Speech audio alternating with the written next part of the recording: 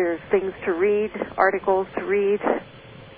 And if you're a beginner to the gold market and you haven't purchased yet, there's also directions on how to. And you can always call us at 1-800-375-4188.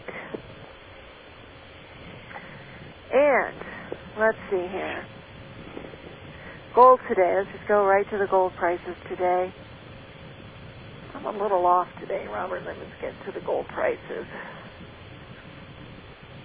After a great showing yesterday, we had the pullback, basically, two-day pullback in one. We have gold. We have gold down 22 at 1137. We have silver down 69 at 1775. Platinum is down 28 at 1695. And we also have palladium down 13 at 535. So gold down 22 at 1137. And everything else was down today except that U.S. dollar.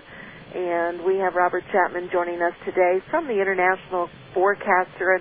And folks, if you haven't received your complimentary issue yet from the International Forecaster, give us a call at 800-375-4188. Remember, you can order the complimentary issue, and then you can share it. And I'm sure you have lots of friends and family and neighbors that you can share it with. 800-375-4188. Robert Chapman from the International Forecaster. Good afternoon, Bob. Well, good afternoon. We almost missed the program. Yes, we did, almost. But we wouldn't do that. No. No. Well, anyway, the market was down 126 points. At one time it was down 150. And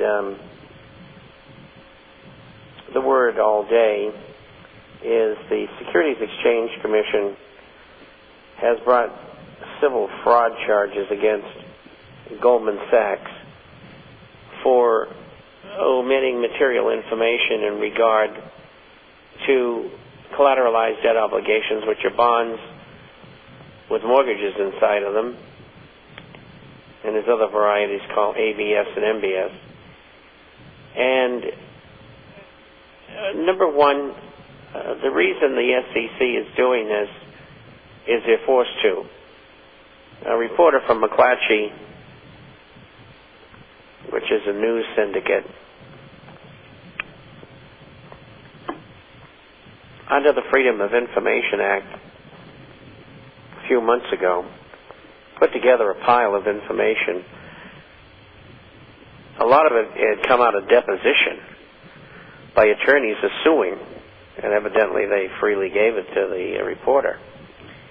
And the SEC was forced to go after Goldman. Now, I think they'll try to whitewash it. They'll fine him probably and slap their hand, and they'll go on stealing, as usual. That's what Wall Street's all about. And it's very, very significant because people on Wall Street think that Citigroup and J.P. Morgan Chase and Goldman Sachs are untouchable. And generally speaking, that's true, because they all belong to the Illuminati. And of course, those lackeys of the SEC, they take their orders from the Illuminati via the government, and sometimes directly. And so the mystique has been damaged. The mystique that Goldman can do no wrong, and they are golden. And that's no longer true. The SEC should have referred the case to the Justice Department because it's criminal fraud, not civil fraud. I've been writing about this for 3 years, this one subject, and also about the raiders, S&P, Moody's, and Fitch, how they, in collusion and conspiracy with the bankers and other Wall Street firms, just screwed the public. And the information will be in the forecaster so you can read it. But this could be the catalyst to take the market apart. Of course, the government will be in there on Monday trying to make the market go up, but I don't think they're going to be successful here. I'd be surprised if they are. And the government steps in, tries to stop the market from going down, and they were semi-successful because it did close off its downside highs. And so this is a kind of untoward event that I speak of, that you never know when it's going to happen or come up, and nobody expected it.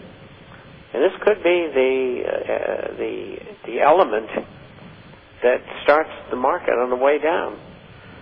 And what the U.S. government did today is they took the bond yield down from 384 to 377, which means bonds went up.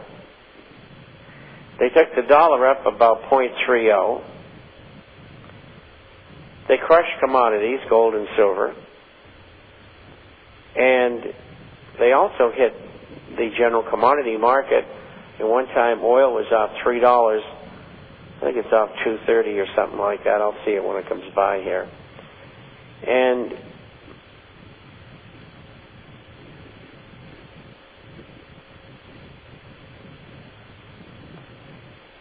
I think I covered all the answers. I'm trying to think if I missed anything. But anyway, this will last for a day or two. That's it. It's as simple as that. Why did they take gold and silver commodities down? Because they wanted to scare money out of them and into the market. That's what they were doing it for. Plus, they wanted to make it look like, well, gold's weak. There's nothing wrong with Goldman Sachs, stealing $20 or $50 billion. I mean, isn't that normal for Wall Street? So that's what was going on today. And yes, it's painful. The price of gold goes down, the coins go down, the shares go down. And at halftime, I'll have some share closes, but they were probably off about 3 or 4%, the big ones. But be as it may, they're doing fine. Well, you know what, Bob? If they start investigating Goldman Sachs, it's going to expose the trillions of dollars, or possibly not trillions of dollars that they received, but the extent of the bailouts from the Fed that they received, that they're trying to keep secret. You're right, and also the question arises: number one, were there any flow-through donations to other entities via Goldman? Is Goldman privy to inside information? I mean, there's a whole litany of things that could be brought up, and in this kind of a proceeding. I mean, going after them civilly is unbelievable. It's just like when the Attorney General for the state of Connecticut went after these firms that are involved. They went after them on a civil basis.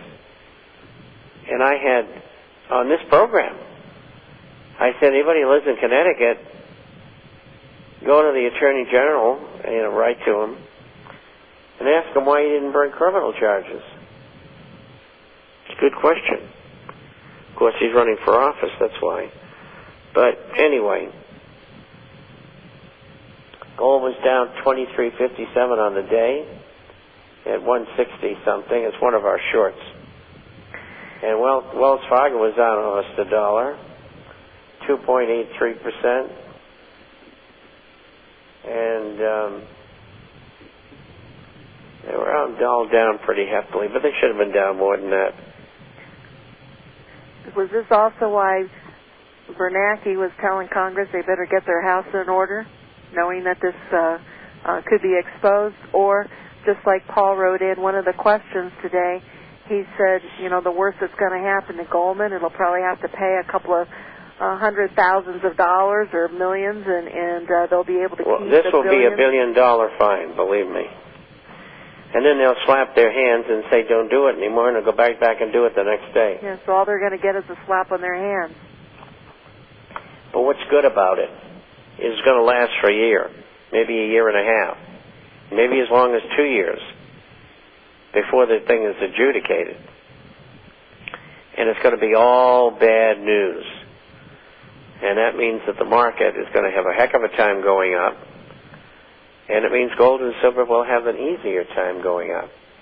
But I think what's going to happen on Wall Street, and I'm just getting a sixth sense feeling, you know, I worked there for so many years. There's a lot of good people on Wall Street, and the people at the